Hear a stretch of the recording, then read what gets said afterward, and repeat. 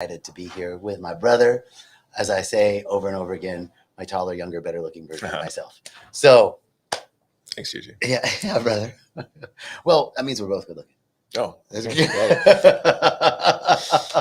hey, welcome everybody. I'm so glad you're here. Thank you for joining in Instagram world. Thank you for joining as people are streaming in. I want to just take a quick second and welcome you to Walking the Path and to let you know that we're here live at Rythmia from beautiful downtown Guanacaste. And what's happening at Rythmia, we were just talking about what's happening at Rythmia, is amazing transformations every week in and week out. This is an amazing place where people come for three reasons: to see who they've become, to merge with their soul, and to heal their hearts. And that is what happens. People unhook from the past, unhook from disempowering beliefs, from old narratives that have been blocking the light and love from flowing through them, and step into their most authentic self. And from that place of authenticity, there's a clear path to the future. There's a clear path of purpose. There's a clear path of living the life that you love and doing the things that bring joy to yourself, because that is the one thing that brings joy to the world. And so people are coming in. Yeah, they are coming in. Great. So got a lot of people over there in Instagram world. Hello. And so that's what's going on at Rythmia. And if you are on YouTube or Facebook, there's a number right there.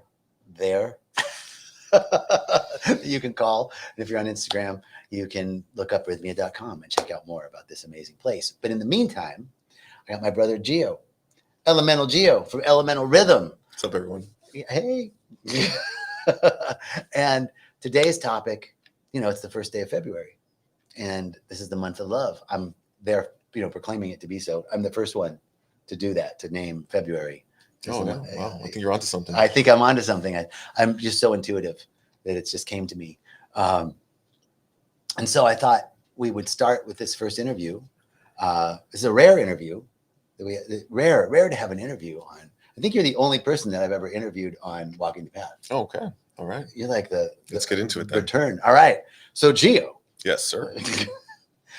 Tell everybody about you. Hey guys, I'm Gio. I guess long story short, I was a serial entrepreneur growing up. I was really confused about net worth and self-worth, and that led me on a path of self-discovery and self-awareness. And somewhere along those ways, there's a few really key moments of transformation. And one of them was finding plant medicine. The other one was finding breath work.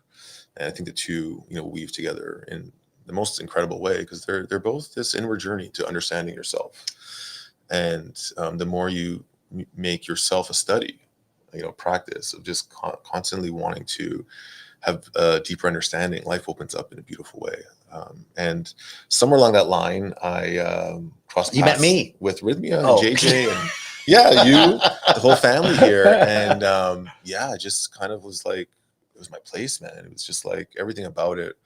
I just fell in love and got the opportunity to teach here and to share. And it's been amazing, just helping people here, helping myself when I come here, and learning each time I come, participate in ceremonies. And I was also fortunate enough to help the breathwork team, so we train on breathwork, and we create an aftercare program, and all these amazing ways that we can integrate, elemental rhythm breathwork and the Rythmia way. And it's been such a great kind of merger of the two worlds. Yeah. Mm-hmm. Yeah. What's so amazing and meeting you here, and then just falling in love, right? Brotherly love, and really enjoying our time together. And then I went and trained to be an elemental rhythm breathwork facilitator. And that's been an amazing journey. And I just,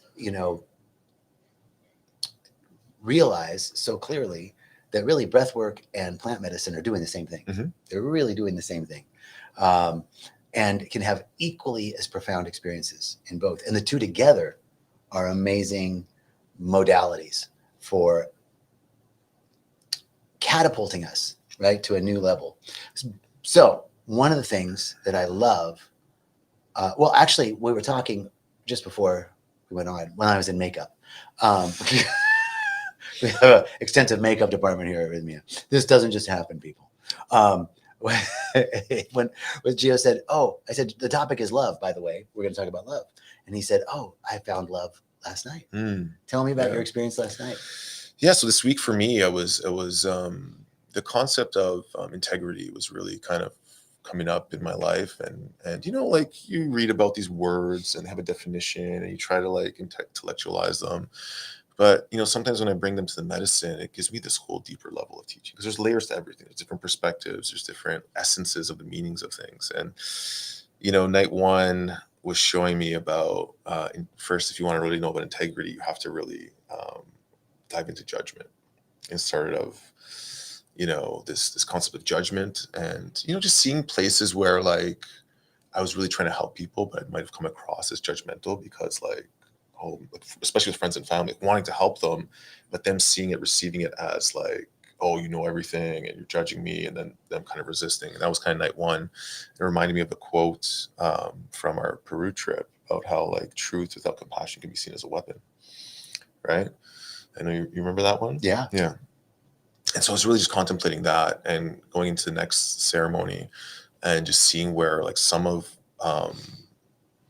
my actions were actually also rooted in ego, because I was trying to prove myself, prove my worth, because times in my life where I didn't feel worthy or I wasn't good enough, and all these things from like childhood and teenage years. So it was really interesting. Night two went into desire, and desire was related to integrity, and desire attached to like envy and jealousy and shame and all these things, because when you have desires, it's usually attached to a wounded part of yourself, then you desire something to kind of compensate, desire for connection, desire for safety, desire for whatever. Different than a need. You have basic human needs, but the desires were kind of like linked. And it showed me how sometimes you're doing things, but it's from a wound rather than from a place of without desire. The medicine gave me a glimpse for just a few minutes of what it felt like to not have any desires. It was the most incredible, peaceful experience. I was questioning, like, okay, well, once you have no desire, that can be kind of boring, like to not have desire. But it was actually the opposite, because it was Right. showing me like desire. When you have no desire, you can step into passion without feeling pulled in directions that are not in alignment, because they're coming out of fear and hurt. And that was pretty profound. That was pretty profound. And going back to the first night on judgment as well, it was this illusion of perfection it was showing me, and how there's nothing really perfect in this world. It is a singular point, like the perfect car, the perfect man, the perfect woman, but we have these ideals of what that could be like, and we compare ourselves to it. And it was showing me the illusion of that is that if you strive for perfection, you're always going to fall short and feel like lack and self-judgment. But the paradox is everything's perfect exactly the way it is, right? Okay, I want to just stop right there. I'm getting to love. Okay, I go don't ahead. know, but I mean, like you just to unpack Mhm. some of what you said that really resonates with me, right?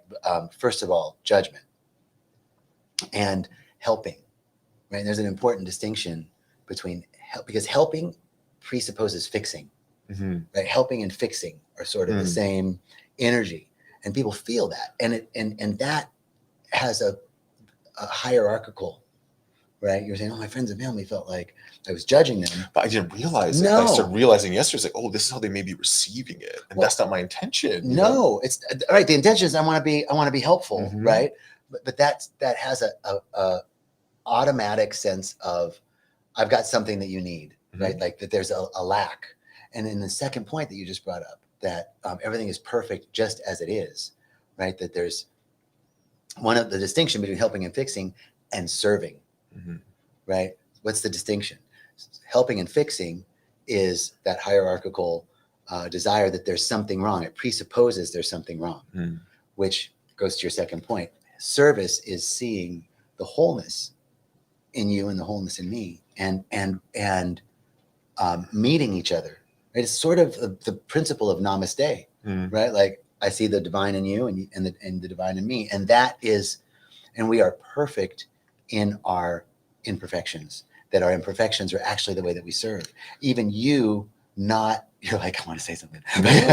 Even you, like being that whole thing about trying to help people, and that was all also perfect. Like it was their journey as well.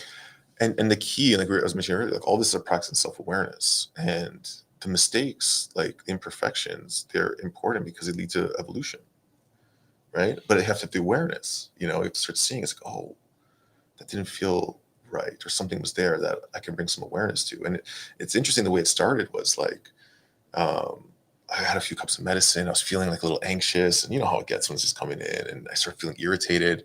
And one of the guitarists made a mistake. And I picked up on it. I was like, oh, this is rythmia. Like making a mistake in the guitar. That's when this whole judgment thing came up, and I realized that's what it was trying to teach me.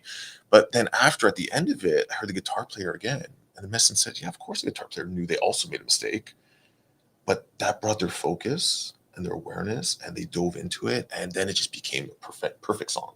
Like they were just like nailing it.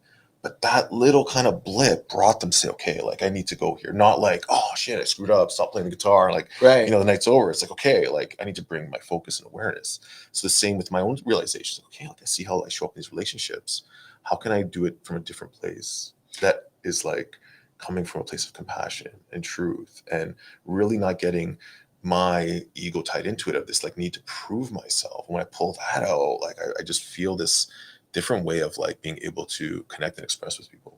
The other thing is we have no idea how we're serving. Mm-hmm. Like the guitar player might have been like, oh man, I made a mistake, but he has no idea that you were sitting there and that mistake led you on a whole deep realization. Like the mistake was all serving the great plan of love. Mm-hmm. This perfectly designed, and this is really when I was thinking about love as the topic and doing like a whole series this month on love, is that it is all love.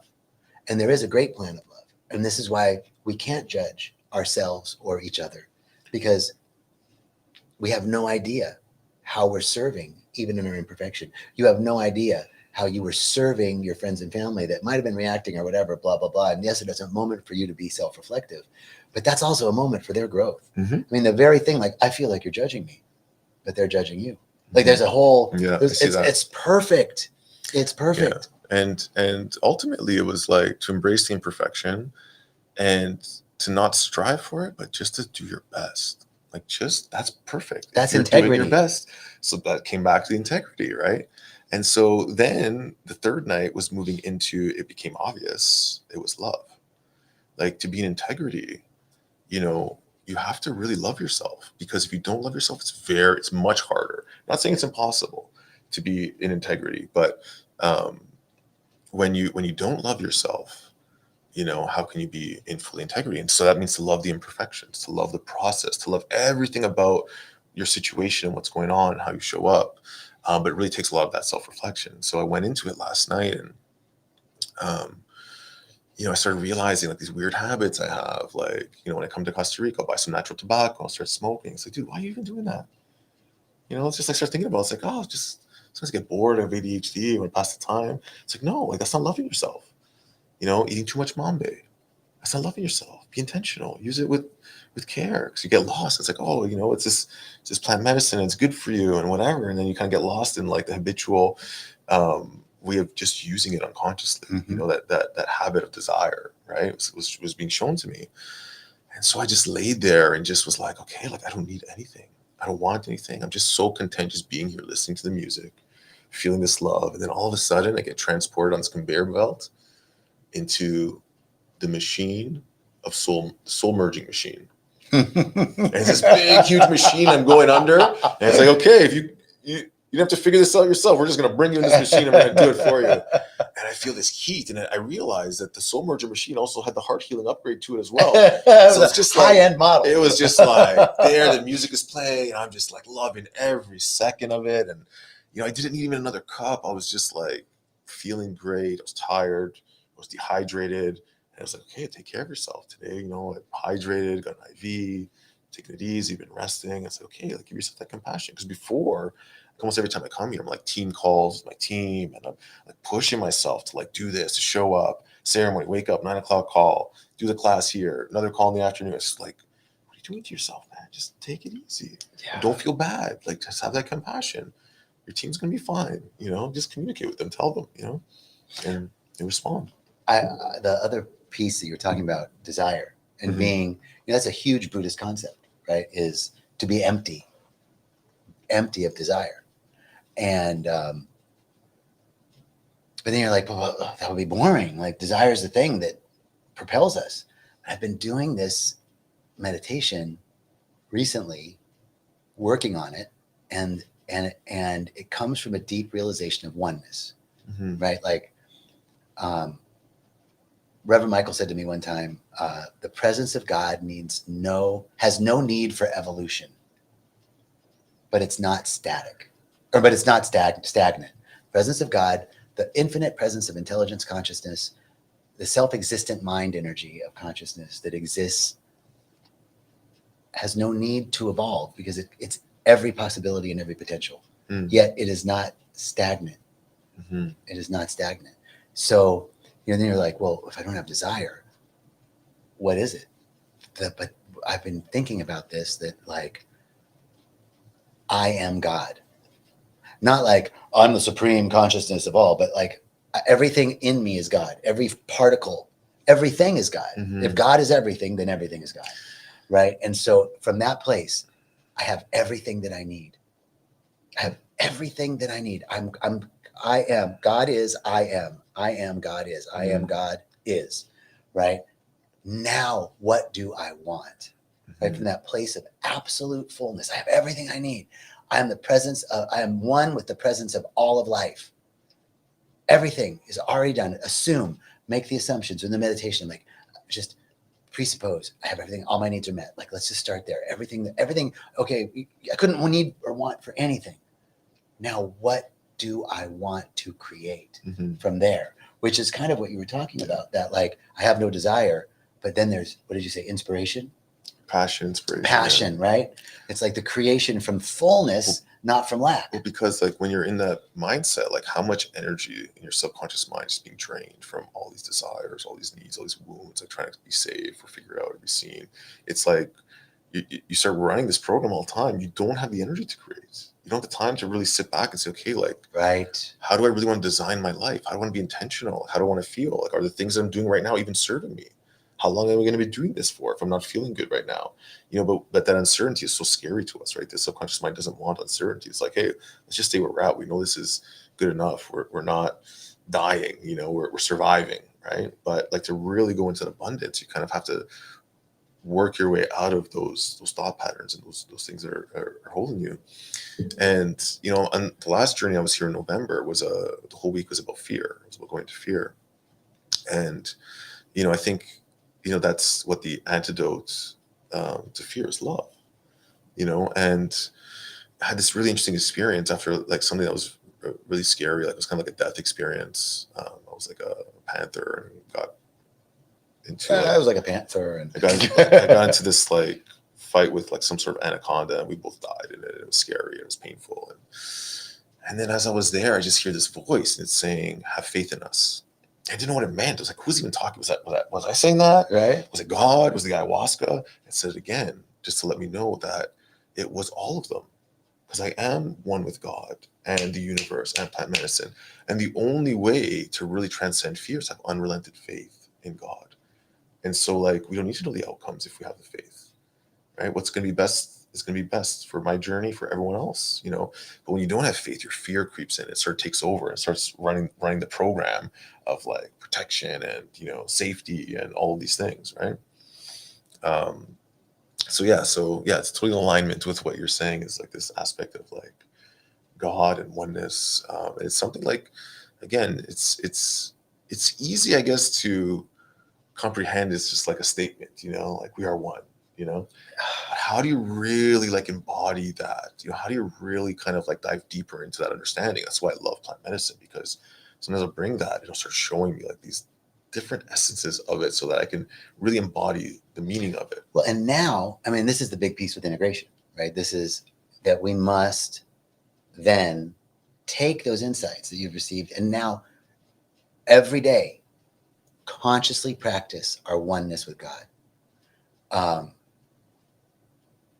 Okay, wait. So, and that practice of oneness, right, is, you said faith, right? But faith necessitates trust, and trust necessitates safety. So how can we, on a daily basis, work with our thoughts, bring our awareness to the truth that we're safe, that we always have been safe, that everything has always worked out for us every time our back was against the wall, Every time we were just about to fall, everything that happened that was the worst thing turned out to be the best thing. Every time we've made it. Every time we've been safe. And I say to myself, literally, every dark night has a dawn. Every winter has a spring. Every storm has a sunny day. Every time. And so I've been, with this consciousness of oneness, focusing on safety. Mm-hmm. Because for me to have trust, faith, and eventually to surrender, I have to feel safe. Because that's what you're talking about. I'm just drained when the programs that run, like, I got to control this, and because I don't feel safe. And it's not that we just sit and don't do anything, but it's, again, from this sense of safety, trust, faith, surrender, that that I can then take inspired action, Mm-hmm. not from a space of deficit. The other thing is that I've just wanted to say this quote since we started talking about it is, do you know the American author Tennessee Williams? Mm-hmm. He has a quote, desire is like an overcoat that's 10 times too big. Like, you just get lost in Mm-hmm. this lack. It just swallows us. That I'm not enough, and right now isn't enough. I'm not enough. Right now isn't enough. The situation isn't enough. My marriage isn't enough. My job isn't enough. This journey isn't enough. It's not enough. Yeah. Something more requires more. Yeah, and I think, like, along that vein of safety, like, one, there's like feeling unnecessary fear and unnecessary feeling unsafe when it's not really true. And there's Right. ways you can kind of show yourself that. You can kind of heal that kind of wound. But can you have faith when you are actually in an unsafe situation? Right? Like, that's the challenge. Like, can you really still have faith when things are really hard? When you can't see a way out of it, and still have faith, right? And that kind of will help subside the fear. And I read an interesting quote today. I think it was from Game of Thrones, to be honest. And it was like, one guy was saying to the other, I'm scared. Like, how can I have courage? And he said, the only time you can have courage is when you're scared. Because when you're not scared, you don't need courage. Right. Like, it has to come when you're afraid. And I was like, yeah. Like, That's a good one. That makes a lot of sense. Right. Like, now's my opportunity to see, to challenge myself, to really step up, to have faith, to have courage, to do the things that I really don't feel comfortable doing, but I know. And this is the integration path. It's like, you do these things, breath work, plant medicine, and you get clarity. You have these ahas, and you know what you have to do, and you're clear on it. And then a couple of days later, the mind comes back and is like, no, don't do that. That's crazy. That's stupid. And then, like, having the courage or the commitment or discipline to actually make that change, or have that conversation, or have a daily practice to follow through with what that clarity that comes through. And that's ultimately a form of loving yourself, to really integrate the learnings into life without fear, and without fear of what's really going to happen when you have that clarity in your heart. We have these limited windows of opportunity post plant medicine. There's limited windows of opportunity. Post any moment you have a transcendent experience of clarity, a transformative moment. It doesn't have to be in plant medicine, but a lot of times in plant medicine. But any moment of, like, exceptional clarity. Oh, I got it. We have these moments of these limited windows of opportunity to lock in a new way of thinking. Mm-hmm. Because the default will always take us back to an old pattern, it's like a well-worn animal path in the jungle. And you have this moment of clarity. It's like cutting a new path.